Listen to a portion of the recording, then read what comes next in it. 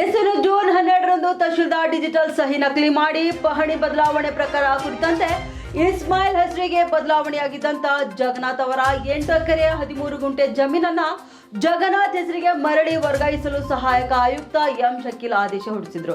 ಇನ್ನು 4 ಬಾರಿ ವಿಚಾರಣೆಯ ಬಳಿಕ ಕೂಡ ಆದೇಶ ಹೊರಡಿಸಿದಂತ ಸಹಾಯಕ ಆಯುಕ್ತ ಎಂ ಶಕೀಲ್ ಅವರು ಜಮೀನು ಮರಳಿ ವರ್ಗಾಯಿಸಿದಕ್ಕೆ ಹರ್ಷ ವ್ಯಕ್ತಪಡಿಸಿದ್ದಾರೆ ಜಗನ್ನಾಥ್ ಮಗ ಸುನಿಲ್ ಅವರು. ಇನ್ನು ಆರೋಪಿಗಳಿಗೆ ಇನ್ನು ಯಾವುದೇ ರೀತಿಯ ಶಿಕ್ಷೆ ಆಗಿಲ್ಲ ಎಂದು ಬೇಸರ ಕೂಡ ವ್ಯಕ್ತಪಡಿಸಿದ್ದಾರೆ. ಘಟನೆ ನಡೆದು 3 ತಿಂಗಳು ಕಳೆದರೂ ಕೂಡ ಆರೋಪಿಗಳ ಬಂಧನ ಕೂಡ ಇನ್ನೂ ಆಗಿಲ್ಲ. ಸಹಿ ಫೋರ್ಜರಿ ಬಗ್ಗೆ ದೂರು ನೀಡಿದಂತಹ ಸಿಬ್ಬಂದಿ ಶಿವಾನಂದ ಸ್ವಾಮಿ ಮೇಲೂ ಕೂಡ ತನಿಖೆಗೆ ಒತ್ತಾಯವನ್ನು ಮಾಡಿದ್ದಾರೆ. ಇನ್ನು ಸೂಕ್ತ ತನಿಖೆ ನಡೆಸಿ ತಪ್ಪಿಸ್ಥರ ವಿರುದ್ಧ ಕಠಿಣ ಕ್ರಮ ಕೈಗೊಳ್ಳಲು ಆಗ್ರಹಿಸಿದ್ದಾರೆ. 2025ರಂದು ಬೀದರ್ ತಾಲೂಕಿನ ನಂದಗಾಂವ್ ಗ್ರಾಮದ ಸರ್ವೆ ನಂಬರ್ 26 ಹಿಸ್ಸಾ ನಂಬರ್ 6ರಲ್ಲಿ ಏನು ತಹಶೀಲ್ದಾರರ ಡೂಪ್ಲಿಕೇಟ್ ಸಿಗ್ನೇಚರನ್ನು ಮಾಡಿ 8 ಎಕರೆ 13 ಗುಂಟೆ ಜಮೀನನ್ನು ಬೇರೆಯವ್ರ ಹೆಸರಿಗೆ ಟ್ರಾನ್ಸ್ಫರ್ ಮಾಡಿದ್ರು. ಅದು ಆಲ್ರೆಡಿ ಏನು ಕಂಪ್ಲೇಂಟ್ ಆಗಿತ್ತು. ಅದರ ಆಗಿದ ನಂತರ ನಾವೇನು ಮಾಡಿದ್ದೀವಿ, ಎ ಸಿ ಅವರಿಗೆ ಅಪೀಲ್ ಹಾಕಿದ್ವಿ, ನಮ್ಮ ಪಾಣಿ ಯಥಾಸ್ಥಿತಿಯಾಗಿ ಮಾಡಿಕೊಡ್ರಿ ಅಂಥೇಳಿ.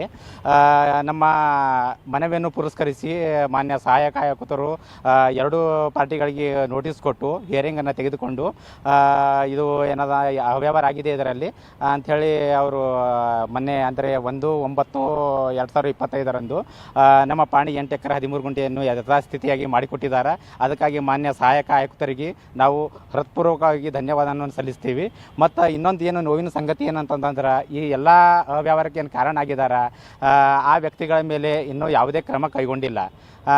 ಆಲ್ರೆಡಿ FIR ದಾಖಲಾಗಿದೆ, ಆದರೆ ಇನ್ನೂ ಚಾರ್ಜ್ ಶೀಟ್ ಆಗಲಿ ಏನೇ ಆಗಲಿ ಇನ್ನೂ ದಾಖಲಾಗಿಲ್ಲ. ನಾವು ರಿಕ್ವೆಸ್ಟ್ ಮಾಡೋದಿಷ್ಟೇ, ಅವ್ರಿಗೆ ತಪ್ಪಿತಸ್ಥರು ಯಾರಾಗಿದ್ದಾರೆ ಅವರಿಗೆ ಅತ್ಯಂತ ಕಠಿಣವಾದಂಥ ಶಿಕ್ಷೆಯನ್ನಾಗಬೇಕಂತ ತಮ್ಮ ಮಾಧ್ಯಮದ ಮುಖಾಂತರ ನಾವು ಮನವಿಯನ್ನು ಮಾಡಿಕೊಳ್ತೀವಿ. ಕಂಪ್ಲೇಂಟ್ ಯಾರು ಕೊಡಬೇಕು? ತಹಶೀಲ್ದಾರವ್ರು ಕೊಡಬೇಕು. ಆದರೆ ಯಾರು ತಪ್ಪಿತಸ್ಥರಲ್ಲ ಅದಾರ ಅದರಲ್ಲಿ ಉಪ ತಹಶೀಲ್ದಾರ್ ಏನೋ ಅಂತಾರೆ ಅವ್ರಿಗೆ, ಶಿವಾನಂದ ಸ್ವಾಮಿ ಅಂತೇಳಿ, ಅವರು ತಮ್ಮ ಕೊಟ್ಟಿದ ನಂತರ ಪಾಣಿ ಬದಲಾವಣೆ ಆಗಿದೆ. ಆದರೆ ಅವರೇ ಹೋಗಿ ಕಂಪ್ಲೇಂಟ್ ಕೊಟ್ಟು FIR ದಾಖಲೆ ಮಾಡ್ತಾರಂತಂದ್ರೆ ಇದರ ಮೇಲೆ ಅನುಮಾನದ ಹುತ್ತ ಹೆಚ್ಚಿಗೆ ಬೆಳೀತಾ ಇದೆ. ಅದಕ್ಕಾಗಿ ಇದ್ರ ಬಗ್ಗೆ ಕೂಲಂಕುಷವಾದಂಥ ತನಿಖೆಯಾಗಿ ಇನ್ನೂ ಯಾರ್ಯಾರು ಇದರಾಗ ಶಾಮೀಲಾಗಿದ್ದಾರ ಅವ್ರ ವಿರುದ್ಧ ಕೂಡ ಏನದ ಅಂತಂದ್ರೆ ಇದಾಗಬೇಕು, ತನಿಖೆ ಆಗಬೇಕು.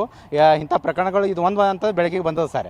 ಇಂಥ ಎಷ್ಟು ಪ್ರಕರಣಗಳಾಗ್ಯಾವ, ಅವೆಲ್ಲ ಮುಚ್ಚೋಗಿದಾವ ಅಂತ ಎಲ್ಲ ತನಿಖೆ ಇದು ಎಲ್ಲ ಪ್ರಕರಣಗಳಲ್ಲಿ ತನಿಖೆ ಆಗಬೇಕಂತೇಳಿ ನಾವು ನಿಮ್ಮ ಮಾಧ್ಯಮದ ಮುಖಾಂತರ ಮನವಿ ಮಾಡ್ಕೊಳ್ತೀವಿ ಸರ್.